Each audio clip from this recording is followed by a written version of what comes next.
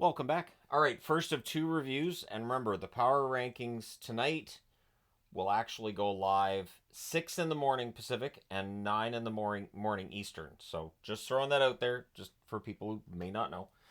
So we got 2 games to review now, and then I'll have 10 games to review later on tonight.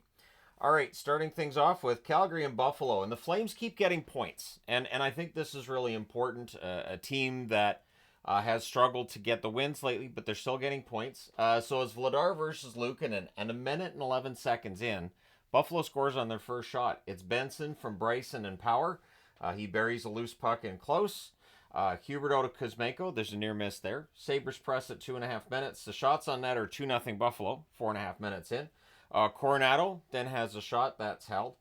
We get a press by Buffalo at 7 minutes. Then there's a net feed to Coronado that gets picked off. So Coronado's all over this game. Sabres press with 8.5 minutes left.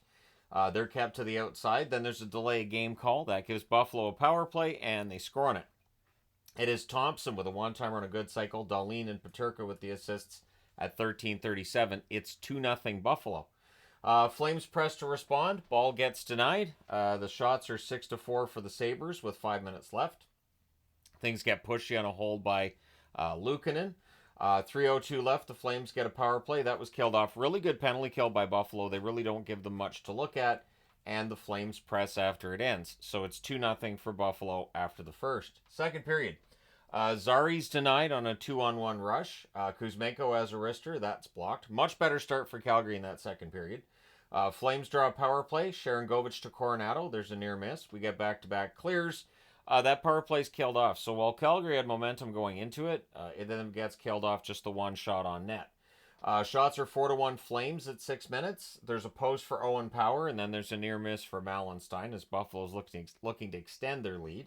There's a post for Coronado on a 2-on-1 rush. We then get a power play for Buffalo. A net feed to Cousins with a net feed. That gets blocked. Thompson then fires one wide. It was 5-on-3.5 for a bit as Anderson was without his stick. There's a near miss for Zucker. Thompson's denied. Power play's killed off. The Sabres get a press after. In fact, they kept the team on the ice for a while in that Kevin Ball had a shift that was 3 minutes and 48 seconds long. And then Calgary gets on the board at 17:44. Coronado scores from Weegar and Coleman. And this is where Buffalo fans get angry. There are two players kind of squabbling and pushing at each other in the background, and they both go to the box. So it's weird that the goal counted.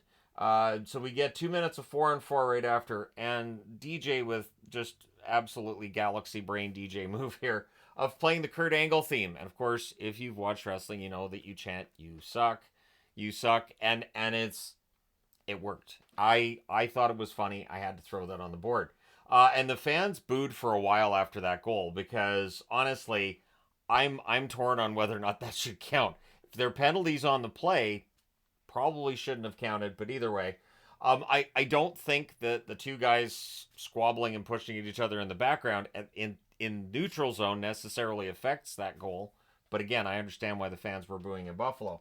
The Flames press in the final minute, but it is 2-1 Buffalo after 2. Third period. Sharon Govich is denied on a rush. Kadri has a rebound that's saved as well. The Flames press at 2 minutes. Coleman's denied on a turnover. The teams exchange rushes. There's a near miss for Zary.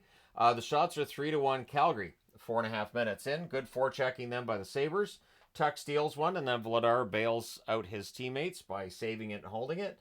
Flames press halfway through, and then the Flames are getting upset because they felt like the Sabres net's getting pushed off a little often, and I think they wanted a call there. It doesn't happen. Lafferty has a net drive chance that's held. Coleman has a slot shot that's saved. And honestly, UPL was holding the lead as much as he could. The Flames are carrying the play until 15:42 in. Backlund roofs one from the left circle. Huberdeau and Weegar with the assists ties the game at 2. And then Backlund nearly adds another. So we're going to overtime. Sabres control early. Thompson has a net feed that misses. Flames rush. Kadri has a shot that's saved. The teams exchange rush chances. Cousins is denied on one of those rushes. But then is blocker and out on a Kadri chance. Too many Sabres on the ice with 1 minute and 20 seconds left. And either Miramanov makes a bad pass that gets picked off, or he knows there's too many Sabres right there, and he makes them play the puck. Either way, it ends up looking smart. And so that power play closes out the overtime, but they do not score on it. So in the shootout, it is Peterka that gets the winner. Buffalo with the 3-2 shootout victory. They go to 7-7-1 on the season. The Flames 7-5-3 with the shootout loss. Shots on net: 7-6 Buffalo in the first, 6-5 Buffalo in the second, 12-5 Calgary in the third, and 3-2 Calgary in the overtime. The final shots: 26-20 for the Flames. Power plays: Calgary 0 for 3, Buffalo 1 for 2.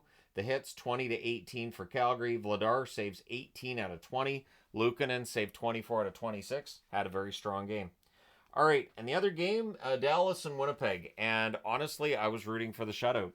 I may be a Dallas fan, but I was rooting for Hellebuck to get the shutout here today. So it's Ottinger versus Hellebuck. Early power play for the Stars. There's a puck to the face on Marchment, so he leaves briefly. We end up with 1:36 of 4-on-4 not long after that. Jets press early in the 4-on-4. There was a post for Nemesnikov. The Stars clear it out. Everything gets killed off there. The shots are 3-1 for Winnipeg 4 minutes in. Appleton has a net feed that deflects out. The Jets go back to the power play. Morrissey fires one wide. Velarde can't bury one. And then late in the power play, Iafallo scores for the Jets. He scores from Nemesnikov and Perfetti at 7:28. Just roofs it. No chance for Ottinger there. Shots are 8-2 for the Jets at 8 minutes. Eventually, they get another one. Dumba with a terrible turnover. And this is the thing. Kevin Sawyer was like, great forechecking by the Jets. And I kept saying, yes, but Dumba just passed it to Iafallo. He just passed it to him. And it's not like he couldn't see him. So anyways, Iafallo gets to Kupari. Kupari gets his first goal in around 15 games. And at 10:21, it's 2-0 for the Jets. Things are punchy as a call is getting made. The Stars come out of that with a power play. There's an early clear and another. Harley to Duchesne. There's a near miss. Power play's killed off. Shots are 12-2 for Winnipeg with 4.5 minutes left. The Jets press with 3 minutes left. Marchment returns to the game at around that stage. Kupari then with a near miss on a rush. The Jets press in the final minute. They're up 2-0 after one. Honestly, it could have been worse. Second period. Good early flow. Harley has a shot that's kicked aside. The first whistle doesn't happen until 2.5 minutes into the period. And at 3:34, Nemesnikov buries one in close. Perfetti and Pionk with the assists. Stars look to respond. Bork to steal. There's a near miss there. And then there's a near miss for Scheifele in close. The shots are 4-2 for Dallas at 7 minutes. Jets end up getting a power play, and they score on it. This power play stays lethal. Ehlers with one from the slot on a good cycle. Scheifele and Velarde with the assists at 7:14. Duchesne has a rush chance that saved, and shortly thereafter, Ottinger comes out and Smith goes in. Ottinger's numbers are ugly, but honestly, it's just the Jets playing really, really well. So I don't think it would have mattered who was in the net for Dallas today. And the scoring tells you, yeah, that's not all that you need if you're Dallas today to win this one. So, yeah, Smith goes in, and halfway through the game, there were only 9 shots for Dallas. So they wake up in the second half of the game, but they're already down 4-0. So not a great time to wake up when you're already down 4-0. Shots are 7-4 Dallas with 8 minutes left. There's a near miss for Perfetti from the inner slot. There's a post for Niederreiter, and then the rebound on that chance is held. The Jets press with 5 minutes left. The Stars are getting zone time, but there's no path to the net for them.